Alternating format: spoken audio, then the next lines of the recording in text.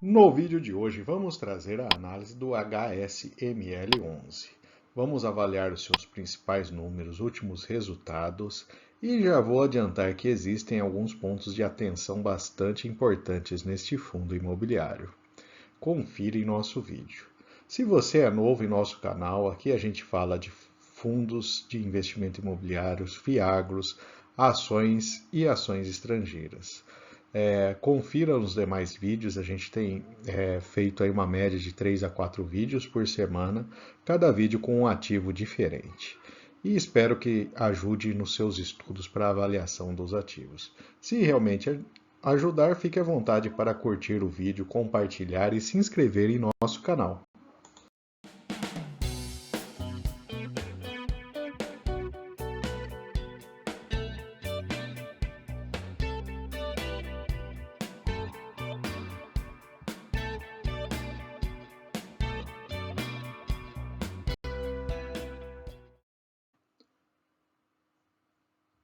Vamos começar trazendo o portfólio do fundo.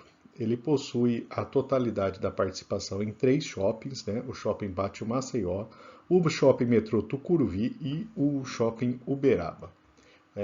A gente possui 2 shoppings com uma menor taxa de ocupação, o Granja Viana e o Metrô Tucuruvi, né? E temos uma ideia aí do porte de cada shopping, né? Com o total de lojas e o número de vagas de estacionamento. O Shopping Pátio Maceió é o único shopping da parte alta da cidade. É um shopping relativamente grande, com área de quase 44 mil metros quadrados. O Granja Viana, ele fica na rodovia Raposo Tavares. Possui 5 salas de cinema, sendo 2 com tecnologia 3D. Ele possui uma área total de pouco mais de 30 mil metros quadrados. O Super Shopping Osasco, o fundo possui uma participação de 58,8% e uma área relativamente pequena de 18 mil metros quadrados. Em compensação, ele tem uma interligação ao Power Center Osasco, que é uma área de mais de 70 mil metros quadrados. O Via Verde Shopping, na capital do Acre, o fundo possui quase a sua totalidade, é um shopping de 28 mil metros quadrados e trata-se do único shopping nessa cidade. O Shopping Metrô Tucuruvi possui quase 33 mil metros quadrados e ele tem uma interligação com 3 terminais rodoviários e a estação de metrô Tucuruvi, na cidade de São Paulo.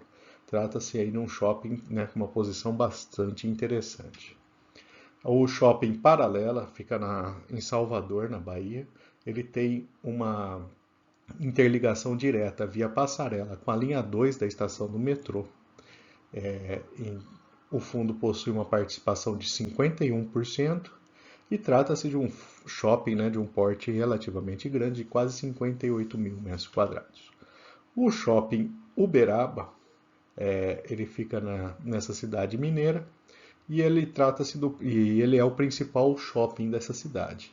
O fundo possui 100% de participação e uma área bruta de 25 mil metros quadrados. Então essas são as principais posições do fundo, né? Uma visão rápida aí de cada empreendimento para se ter uma boa ideia. Mas vamos entrar um pouco mais no detalhe de algumas características deles, alguns números de cada shopping um pouco mais adiante. Vamos trazer agora alguns gráficos com a visão consolidada do resultado do fundo.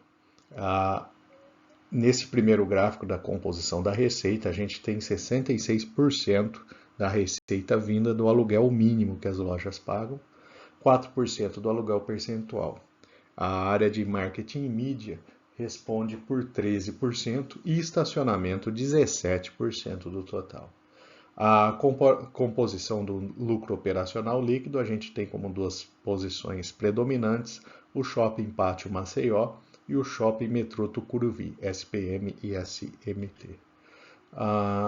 Em tipo de loja, a gente tem 66% da área destinada a lojas âncoras, 25% em lojas satélites e 9% mega lojas.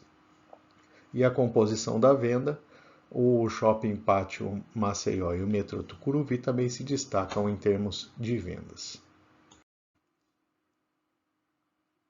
Agora vamos falar de alguns números detalhados ali de cada um dos shoppings. Começando com o percentual de vacância, então a gente tem o Granja Viana, o metrô Tucuruvi, num nível mais alto de vacância, e depois aí viemos com o shopping Via Verde e o shopping Paralela.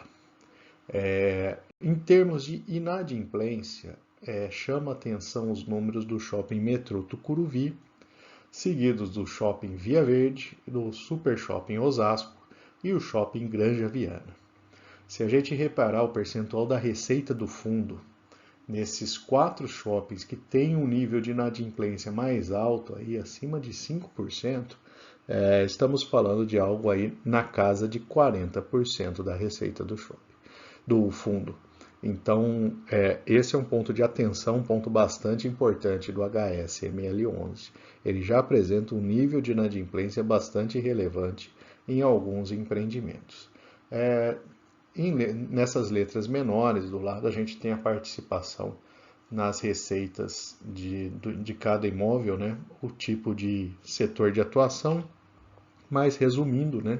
A gente tem a área de alimentação e conveniência e serviços, né? São os dois principais, seguidos aí por artigos do lar e vestuário. Então, essas são as principais fontes de receita, que basicamente, né, até para entender, a loja ela faz a venda, ela está dentro de um shopping e por isso ela recebe mais clientes, né, disponíveis a comprar seus produtos e paga ali para o fundo imobiliário, né,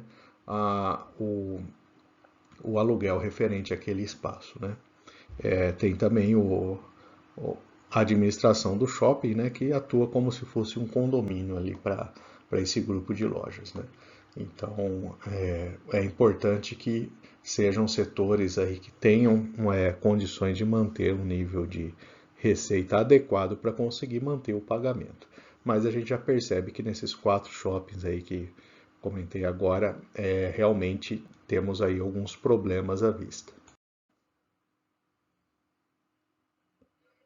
Nesta tabela a gente consolida o resultado, então em termos de receita imobiliária tem 15 milhões, as despesas do fundo somam 5 milhões, ele tem uma despesa financeira bastante elevada, de pouco mais de 3 milhões.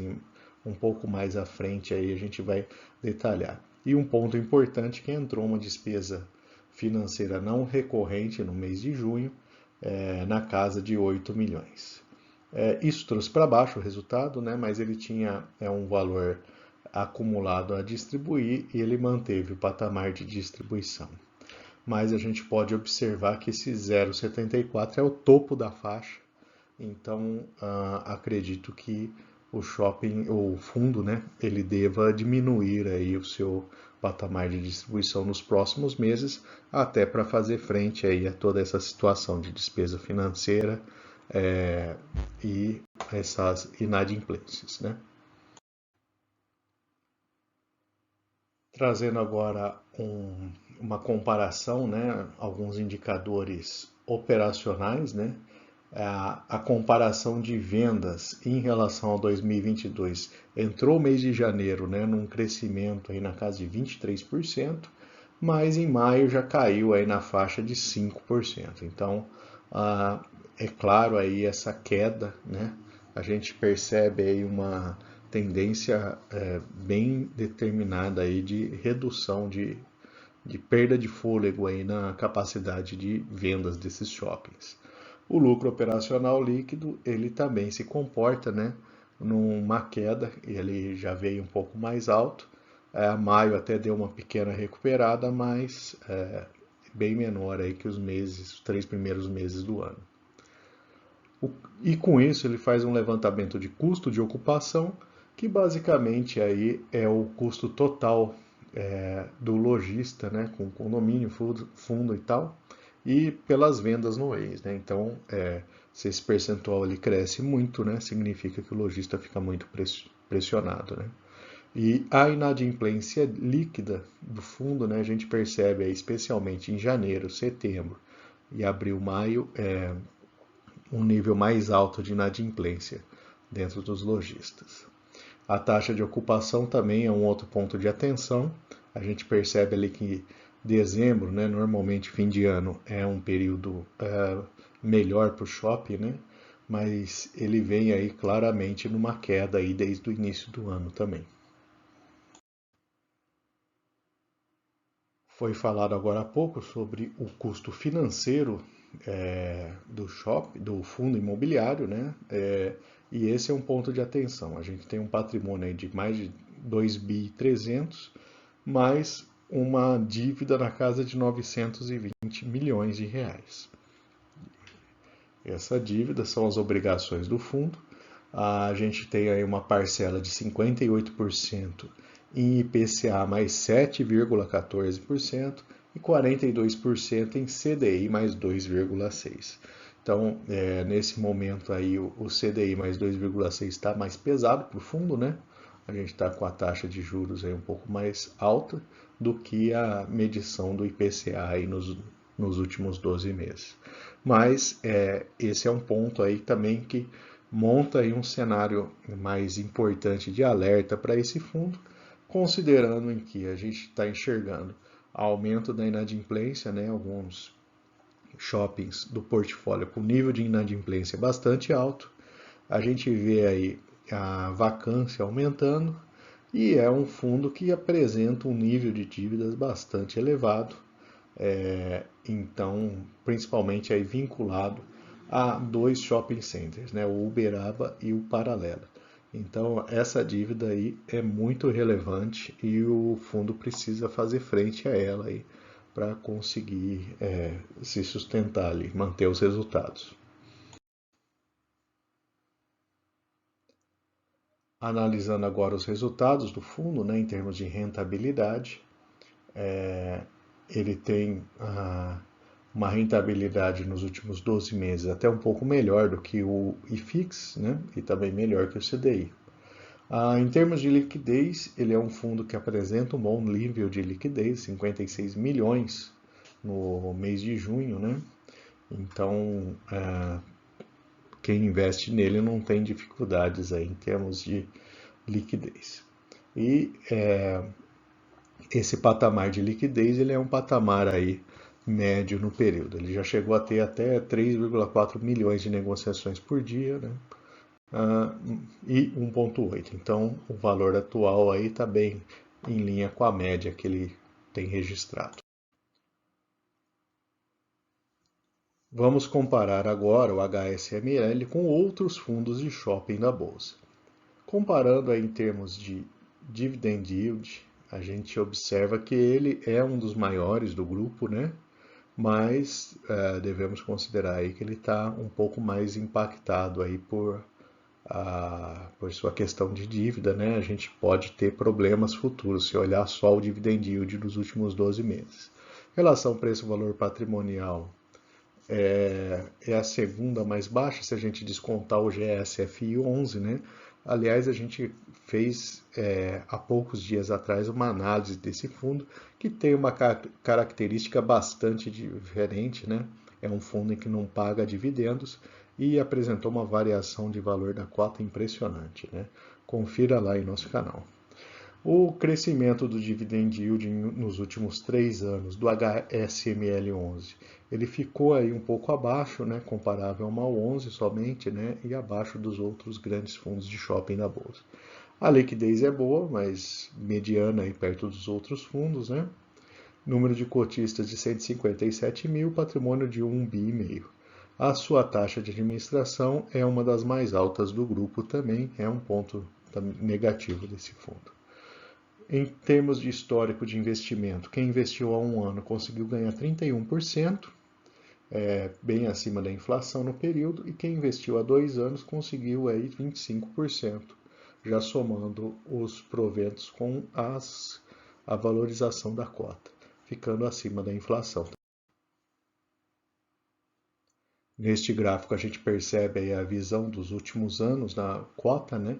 Até o início de 2020, então ele vinha numa valorização bastante relevante e ultimamente ele tem oscilado dentro do patamar, mas ganhado um pouco aí de valor nos últimos meses, né? E ele está aí com desconto de 1% somente em relação ao seu valor patrimonial. E, finalmente, vamos trazer os pontos positivos e negativos para o HSML 11.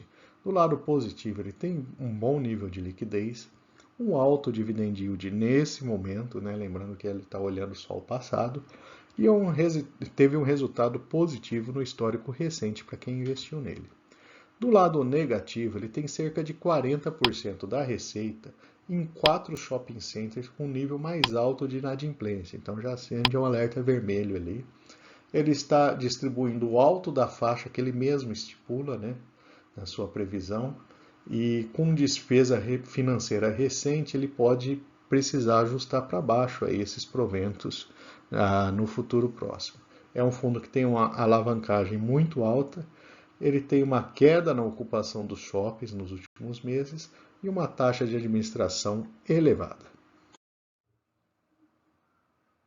E por fim, eu vou deixar aqui uma lista de outras análises de fundos imobiliários e 2 recomendações de vídeo. Fique à vontade para consultar. Se não for inscrito, se inscreva em nosso canal.